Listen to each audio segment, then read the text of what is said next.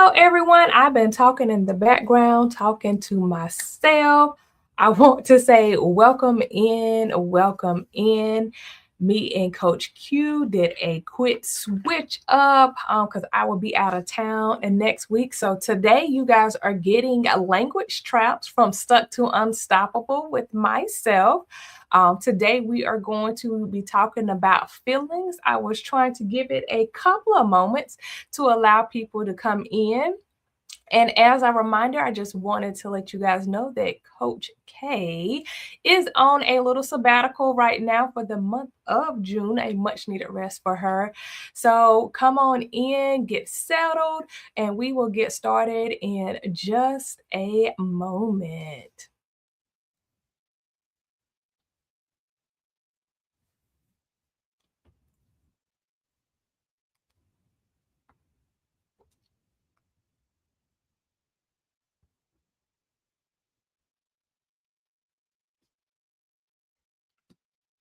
Hello, hello, hello. Hello, Kim.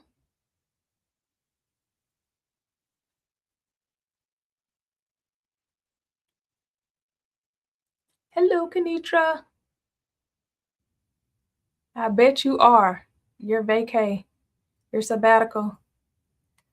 All right, it is 5 after, so I am going to actually go ahead and get started. I'm going to do a quick prayer in as I try to get my screen settled.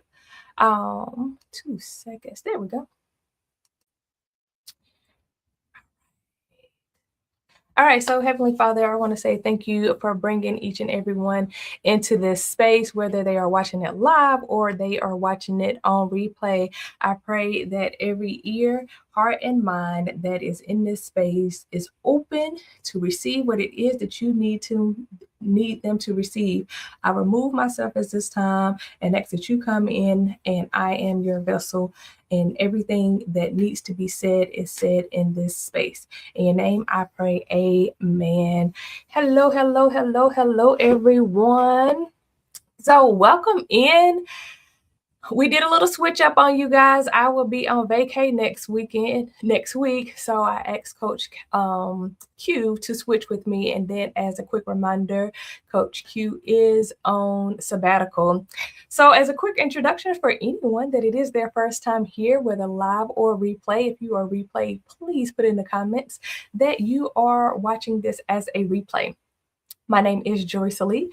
I am a licensed clinical social worker, and I am the CEO of Journey with J.Lee Consulting. And we are here to talk about the language traps. We've been having really good conversations. And so this time we are talking about feelings. You guys know I like you guys to be interactive. So as much as you guys can, hopefully if you guys can hear me okay, if you can give me a thumbs up in the comments.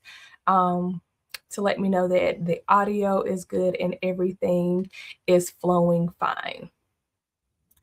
Okay.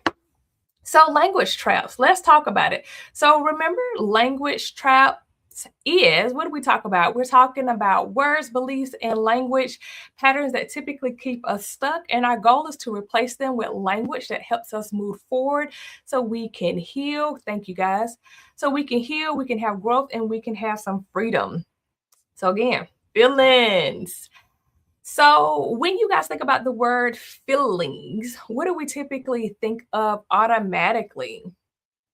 Do we get disgusted? Are we like, ugh, I don't know about those things? Or we like, oh, I have all the emotions. When we say the word feelings, how do we feel? Good afternoon. Okay, so we think about emotions. Any other things that we feel when we hear the word feelings?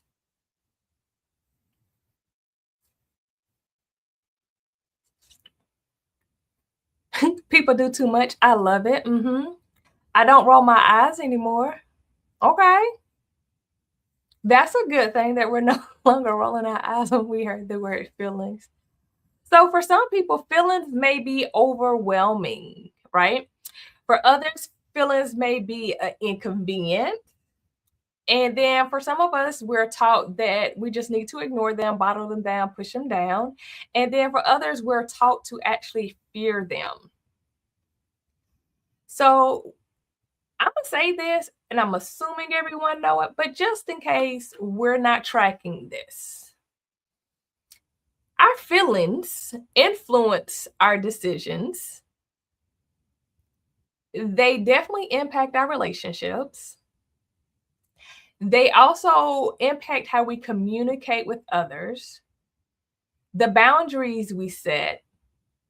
And did you even realize that they can impact our physical health and our spiritual well being every day? So, can any of you guys relate to feelings impacting any of those areas? Your decisions, your relationship, how you communicate, boundaries you set or don't set, your physical health, or even your spiritual well being? Feelings get in your joints. We fear them. Okay.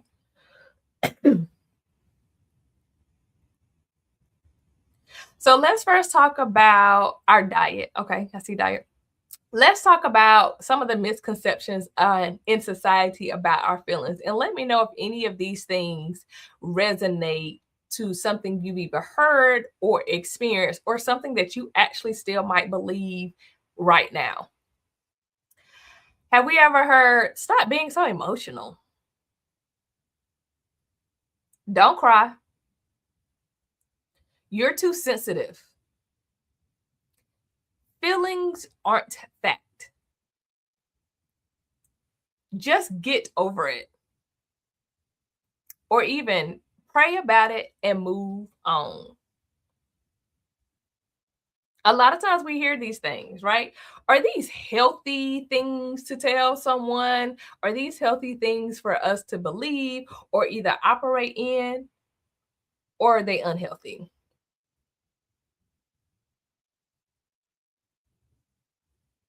Yep, the move on.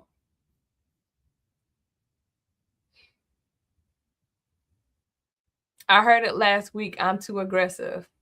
Are we too aggressive, or we don't like the way that I'm very direct in my communication? You're too sensitive. So all of these messages are very unhealthy messages that we are taught, and a lot of us are taught these things or heard these things as young as like 2 years old, 3 years old, especially when we talk about our young men. And shout out to um, Mental Health Awareness Month for our men this month. Um, but these messages teach us that feelings are weaknesses. Feelings are problems to solve. Feelings are actually signs of immaturity. That's crazy. And feelings are something that we should suppress. So, as a result of that, a lot of people may actually learn to disconnect from their feelings or their emotions versus trying to understand them. Right? So, have you ever been in an adult relationship and your partner does not know how to express themselves? And then we get frustrated and we're like, well, why can't you just communicate? Why can't you just tell me what's going on? If they've never been giving the permission, if they've never been giving the language, how can they communicate something? We can't. So, what are feelings? And I'm going to go to the American Psychological Association definition first. CEOV, updating resumes, big yes. According to the American Psychological Association, emotions are complex reactions, keyword reactions, and there's a difference between reaction and responding, but they are complex reactions involving psychological, okay, behavioral, and conscious experiences that help individuals respond to significant situations.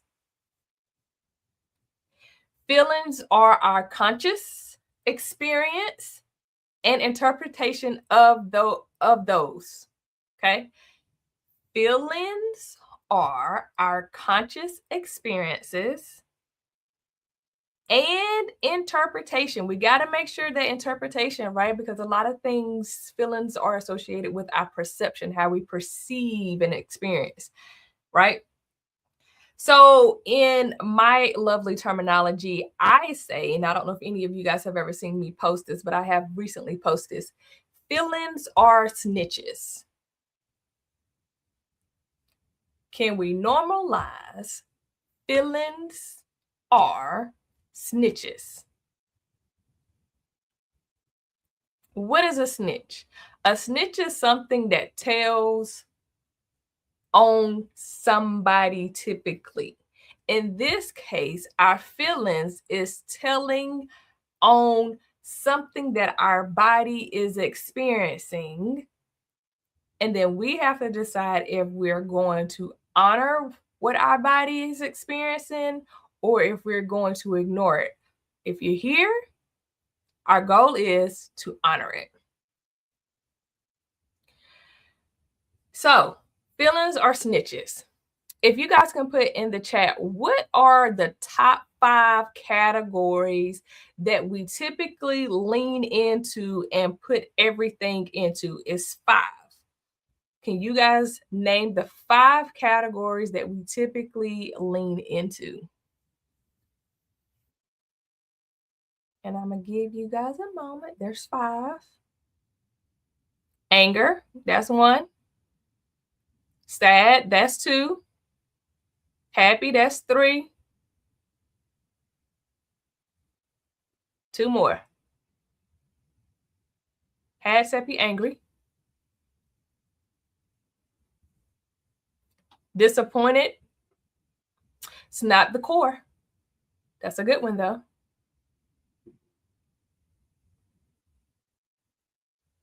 The last 2, a lot of people don't necessarily always remember. You guys came out with the top 3. Yep, there we go. Fear is the 4th one. And then we got one more. If you guys get this one, I will actually be surprised. Kanitra, did you look it up? Are you looking at my notes? All right. So the 5 core feelings that people typically lean to is happiness, sadness, anger, fear, and surprise, right? Those are the ones that we typically lean into. But it's deeper than that. I'm just going to take one for example. My good feeling wheels takes care of me often. Good deal. I love it. If we look at anger, because that's the one that typically gets us in trouble, right? I'm going to ask a rhetorical question because I just want to make sure that we're all on the same page. Is anger a bad thing? Is anger a bad feeling?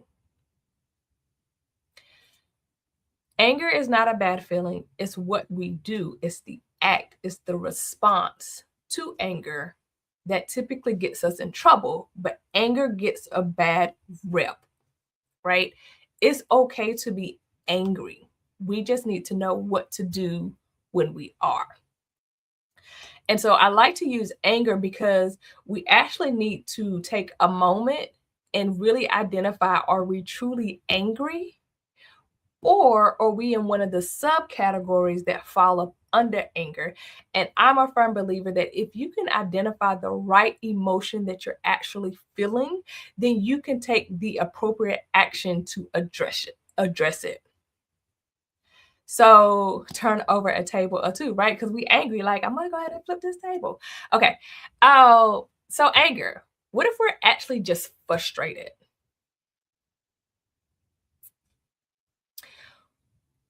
What if we actually are just hurt, disappointed? What if someone has just actually violated our boundaries? And I would even ask, was Jesus actually angry, or was he frustrated, or was he hurt? What was Jesus actually feeling in that moment. It came out, he displayed aggression, which is flipping the tables. That's a verb, not necessarily angry.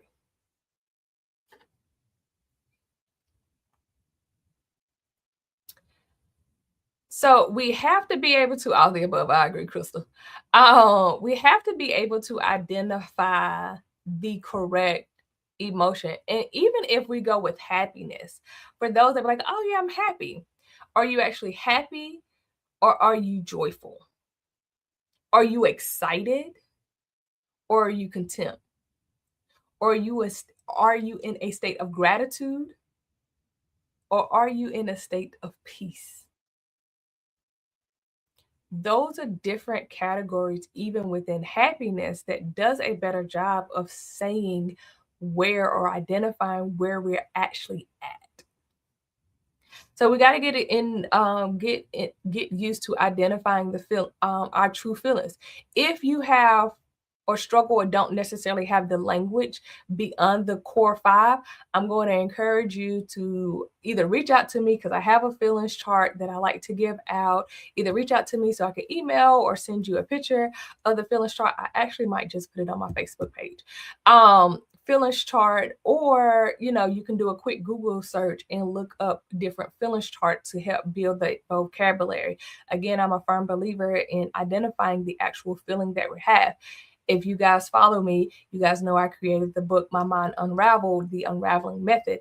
And part of that four-step process is you got to be able to identify what feeling you're actually feeling, because again, we like to go to those can you put it on your page, please? Yes. Lasagna, I would definitely put it on. Titan, I'll put it on my page. We like to go with the core five. And there's so many other feelings that's out there. There's so much more language that we can use to adequately explain what's happening for us. All right. So do anybody got any questions about the five major categories and understanding that there are additional language words that we can use to really identify what we're feeling?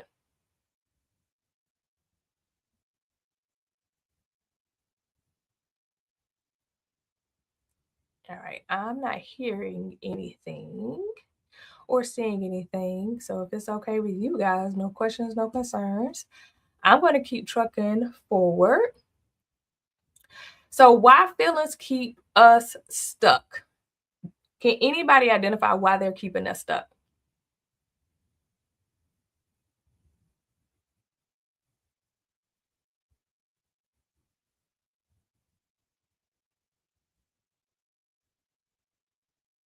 Okay.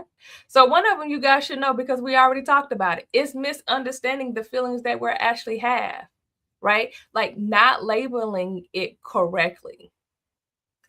We also may operate in feelings are facts. So if I said feelings are snitches, right?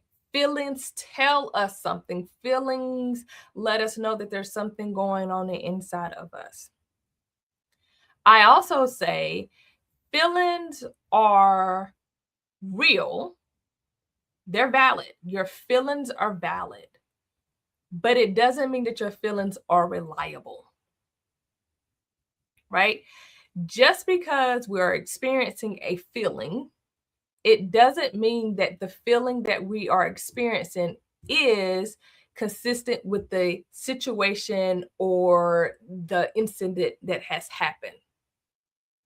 So if I come from a relationship where I'm always being cheated on, I now feel like anytime I may, because I don't want to put this on everybody, I may feel like anytime a guy is talking to another girl, they are always cheating. Whereas, what if I got into a healthy relationship?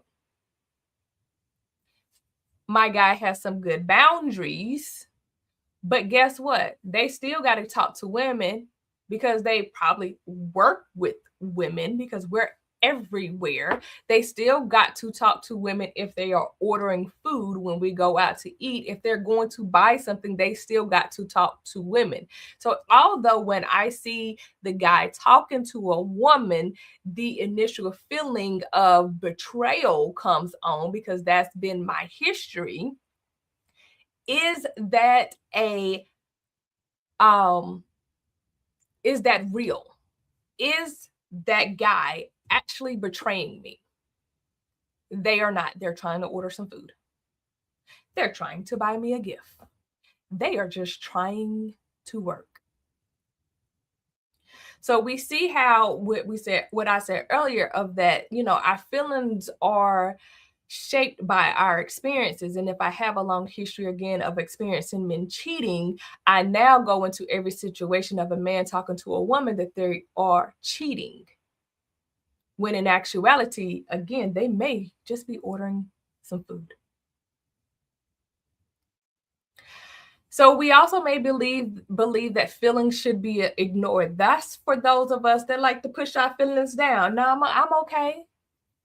Either you are the one that says it, or someone that goes through life like, yeah, nah, I'm good. But deep down inside, you're really not good. Right? Like you won't even take the time to identify the feeling that you have. Probably something for childhood that told you, nope, your feelings do not matter. And I'm here to tell you your feelings do matter, and we need to be able to identify them. Here's another one. Do you fit into the categories that feelings should control your decisions? Well, I was mad, so I punched her in her face. I felt disrespected, so I cussed them out. That's not appropriate either. Just because we're feeling a certain type of way, it does not give us the authority or the rationale, the excuse, the explanation to act in any type of way. And then we also may come from where certain feelings are unacceptable. It's not okay for me to feel sad. That's for our superwoman, or even the guys where they feel like they have to hold it all together. They don't have the space to show vulnerability. They have to keep it all together because everyone needs me. If that's how you feel, I need you to go back and listen to my boundaries discussion, because they will be all right. But we have to be okay with letting them be all right. We too deserve the space to honor our own feelings and give and grieve, or whatever it is that we need.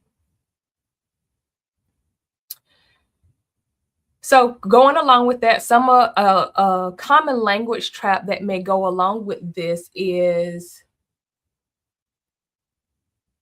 I feel it, so it must be true. How many of us allow whatever we feel to dictate how we move throughout the day? So maybe I'm feeling low, and so it's going to show on my face. I'm going to carry the heaviness of feeling low. I'm going to be short with people because I don't have the energy. Right? I'm sad. I feel disrespected, so I don't want nobody to talk to me. Now I'm irritable. But just because we're feeling a certain type of way, it doesn't mean that we have to carry it in that way. I can feel low and sad and still greet everybody with a smile. Right? And if I truly don't have the capacity or the energy, maybe I need to separate myself and go fill myself up, because sometimes we absolutely don't have the capacity and we're absolutely drained. So we got to be able to decipher the two. And how easy are we swayed between emotion to emotion? If we get caught off in the parking lot, are we pissed off for the rest of the day? Versus if we lose a loved one, Now I'm sad because I'm thinking about either the good memories, the bad memories, things I wish I would have done, life without them, right? That's appropriate. But being pissed off the whole day because you got cut off, it's not necessarily congruent, right? The thought of if I ignore it, then it will go away. We already talked about that. Ignoring your feelings will create a couple of things. It's going to create anxiety because a lot of times, if you ignore your own feelings, then you then start having a negative narrative in your head of no one cares, right? Think about all the negative things that we tell ourselves because we have been told to just push it down. We may end up having resentment because we have unrealistic expectations of they know they made me angry. I don't understand why they won't do nothing about it. They know they're supposed to tell me sorry. They know what they did. I guarantee you they don't know what they did. And even if they know that they cut you off, and I'm talking about like good intimate relationships and not like intimate romantic relationships, but relationship with friends and family, even if they do know that they may have done something to you, they may not always understand the impact. And so then that goes by, do we need to have a conversation? Now, if this is someone that's a repeat or habitual person that does things to us and we've tried to have the conversations and they don't care, then that's another conversation. But again, ignoring our feelings can create anxiety. It can create resentment. It will absolutely create burnout because we're holding it all and we don't feel like we have a safe space to put it down. But then we also become numb.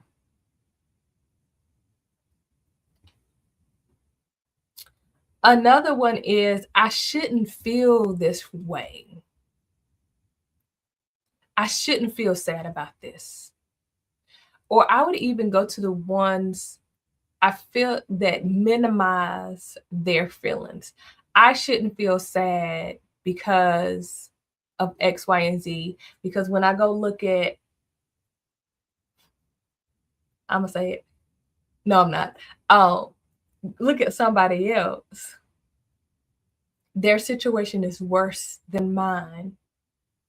Comparison takes away our ability to again honor what is going on for us.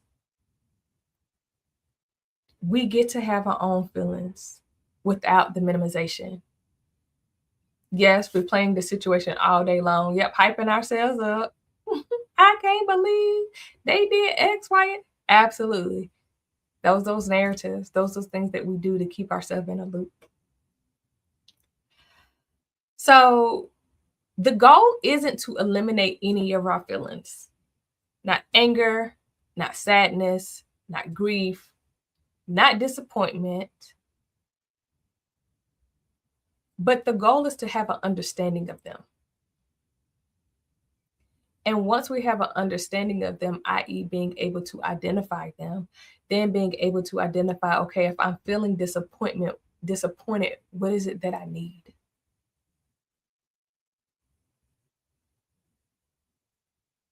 If I'm feeling abandoned, rejected, what is it that I need? And a lot of times we try to put things into place to try to protect ourselves from rejection, but we may actually have to have some radical acceptance. And guess what? We can't go through life without being rejected. But just because we are rejected, it doesn't mean that we are not valuable or that we don't have worth.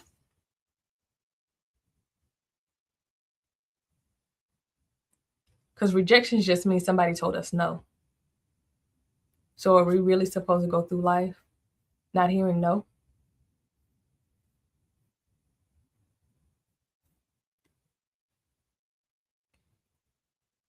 So let's do some reframing, right? So we talked about how we got here, how the feelings may keep us stuck, some of the thought processes that we may have, some of the core beliefs that may have been instilled in us.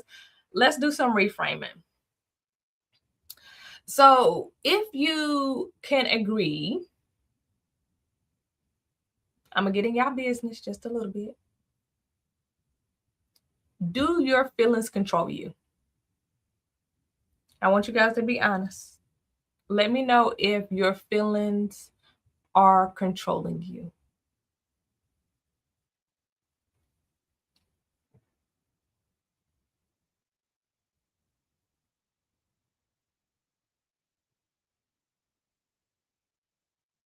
Sometimes, okay? We will allow it. Thank you for allowing me to be in your business.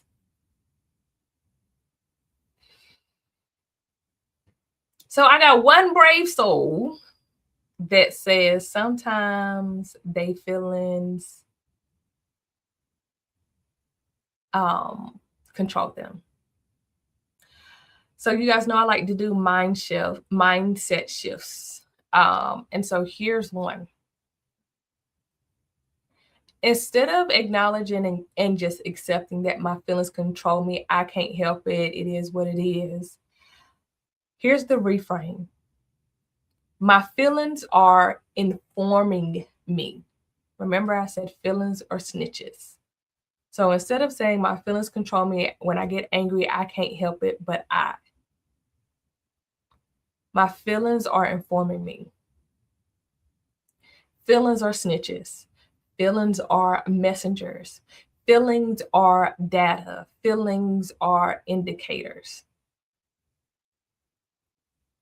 I am choosing to not allow my feelings to be a dictator. Okay? My feelings are snitches, messengers, data, indicators. My feelings is not a dictator. The second thing, let me back up. Okay, so now we're going to do some tools. So we talked about that's how we can reframe it. Here are some tools. I think I have 5 tools for you guys. The first tool is we got to name it. So that goes back to what I was saying. As you see, I was laying the foundation. We got to name it. We got to name the correct emotion. So instead of saying everything is terrible, overgeneralizing, making things be it is what it is, like it's finite. Instead of saying everything is terrible, try, I feel disappointed. I feel abandoned. I feel like they broke my boundary. Their actions made me sad. Their actions disappointed me. You know what? That made me feel good. And good in, I actually have joy. So the first tool is we got to start adequately, appropriately naming the emotions that we are feeling. From there, now let's get curious. My feelings was hurt is a good one. That really hurt my feelings. Like, yeah, let's sit in there. Like that really hurt my feelings. And so now we got to get curious. I'm gonna use that one, T-Time. Why did that hurt your feelings? What might be I feeling? What am I feeling? Why am I feeling it? And what's the underlying thing? So if something hurt your feelings, it probably reminds you of something. Or you might actually didn't expect that from that person. So get curious. Why am I feeling this?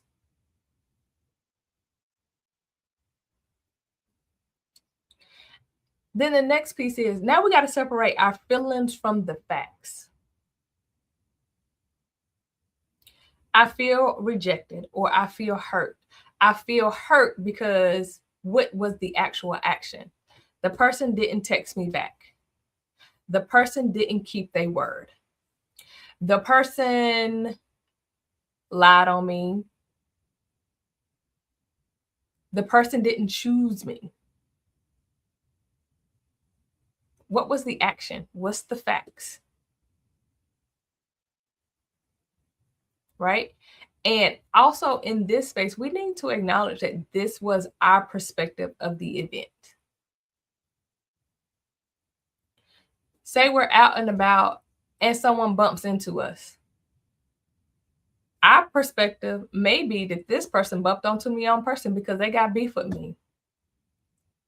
Their perspective may be, I actually didn't bump into you on person. What you didn't see on the other side is that when we got close to you, that the person on the other side of me pushed me into you.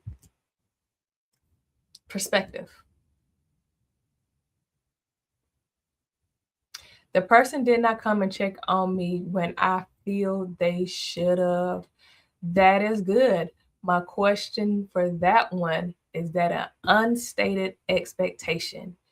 Did we communicate with this person? I'm going to label them as a friend because it sounds at minimum like a friend behavior. Did we communicate with our friend that, hey, as part of my friendship,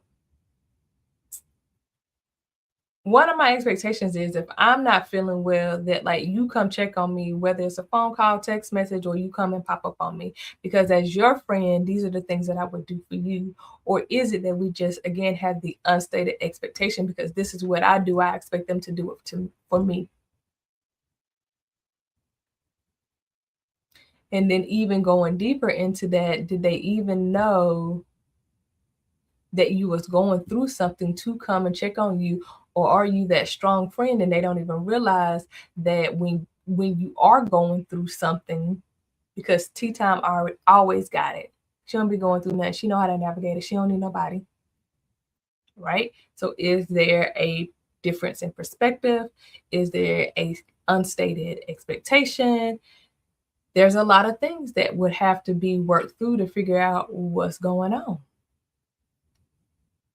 But I do agree, like you said, the feeling is I'm hurt. The action is the person didn't come check on me. But from your perspective, they should have checked on you, but they didn't. So, agree. We should not allow our feelings to lead us to be disorderly. Agree. That's called emotional regulation. I probably need to do well, that wouldn't keep us stuck. So that can't be a language trap. But that's emotional regulation. You're right, Kim. So the fourth tool is expand your emotional vocabulary. And we kind of talked about that. So moving beyond fine, good, bad, and okay. And I know a lot of times we stick to those, oh, I'm good, or I'm, just generic terms because we feel like people really don't care. And I agree, we've got to be able to decipher and have discernment in if someone just asking as a passerby, and then if they are okay, like I'm not about to go into everything. Or is this a friend? Like if I call Kanitra and be like, girl, how you doing? And she tell me she's good and she's really not, like I'm gonna be pissed because like why are you just telling me you're good and you over here struggling? Don't do that. Like you don't have to always be the strong friend, but we do have to have the ability to decipher who gets and who can steward and handle our openness. And if we don't have literally anybody in our corner, we got to reevaluate, because my question is, do you really not have anybody in your corner, or are you too concerned, too nervous to see who would be in your corner? Correct, Kim. Sometimes our feelings can deceive us. They absolutely can. That goes back to the example that I gave of if I had been in a relationship where someone was, or all of my relationships, like consistently, the guy was unfaithful, and then I get into a healthy relationship, me seeing them talk to a woman, I'm going to automatically feel hurt and feel like they're cheating, when in actuality they just might be ordering some food, they might just be talking to the cashier, and there's nothing going on. But because of my experience and the hurtness that I feel because I'm unhealed and I haven't worked through that,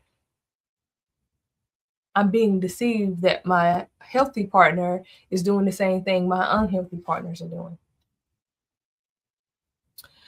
So our fifth tool is respond instead of react. And I kind of quickly talked about this earlier that there's a difference between responding and reacting. So reacting is what I call involuntary response. It happens automatically. Once we experience something, our emotions are reactive. Whatever we experience is automatically going to cause some type of feeling, whether it's hurt, disappointment, angry, happy, surprise. But then if we can take, I call it the pause. If we can take a pause, acknowledge the feeling, why am I feeling this way, identifying where it's coming from, right? And take a pause and trying to see if, like you said, is this reality? Is this man ordering food or is this man actually flirting with this girl and trying to get her number? What is really happening? What's the reality? Take a pause and then we respond versus just automatically my feelings is hurt and I'm about to cuss you out. Who are you talking to? Why are you talking to them? I can't believe you talking to them. I can't believe you doing this in the place. Why you playing it with me in my face? Right? Because we can pop off and it goes real fast. And then we see, once we go there, we see things that reinforces what we believe or what we think. Versus if you take a pause and take a good inventory and really wait and see and then respond. Right? And so, what are healthy responses? What does a healthy response look like?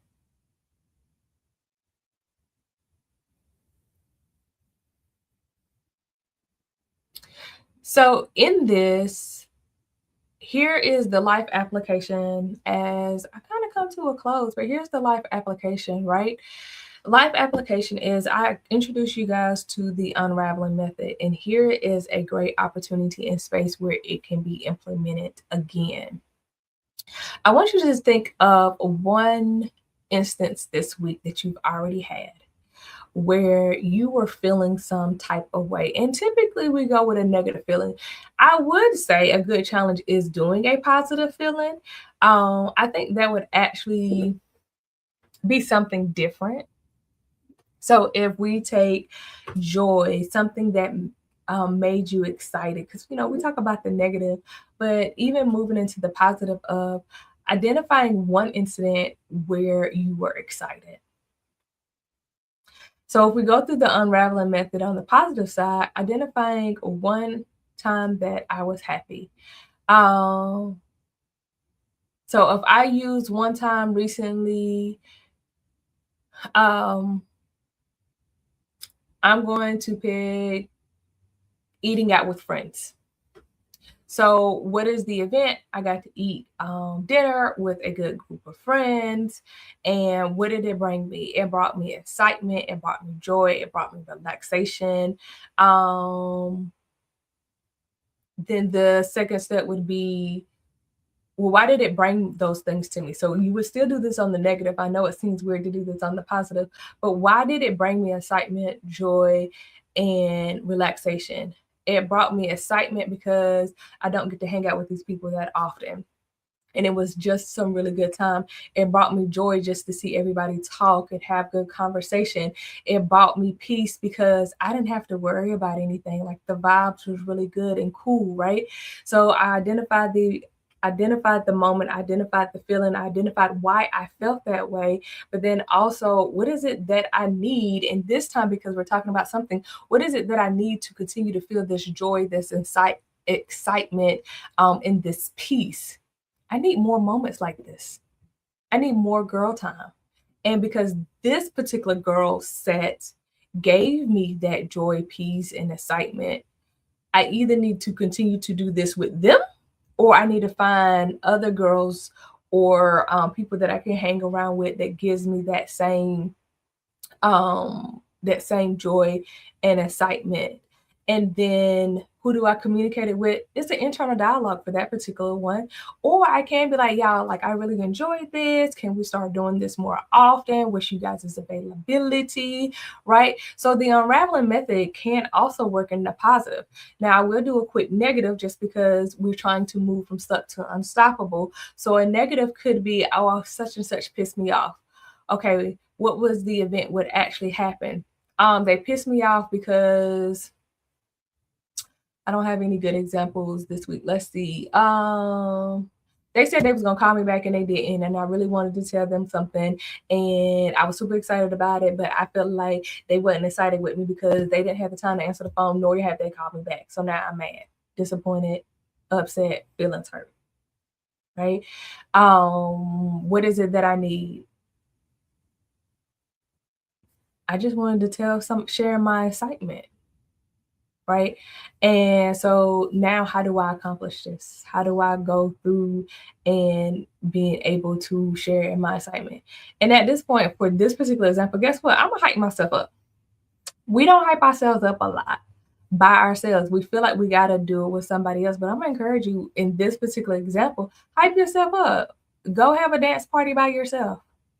And then send a quick text, my girl, call me when you get a minute because I got something exciting to tell you. And then hopefully they will call you back. So it's something to do with ourselves, but then also to communicate it with the other person. I got something exciting to tell you. Call me back when you can. Okay. So I'm gonna go and read some of these comments. Yes, I converted a wall into a boundary. Okay. And it excited me because I haven't functioned with that freedom in 18 years. Congratulations. I converted a wall into a boundary. I love it. The wall was built from past hurt. Okay. So I like the transition. So the wall was built out of protection. Now we realize that the wall need to come down, but we need to have healthy boundaries. I love it. They hung out with someone I don't like. Okay. Oh, that's a good scenario. I just wanted to share my excitement. Right. Because, when you're excited and you want someone to share it with and you call your person and they don't answer, you be like, man.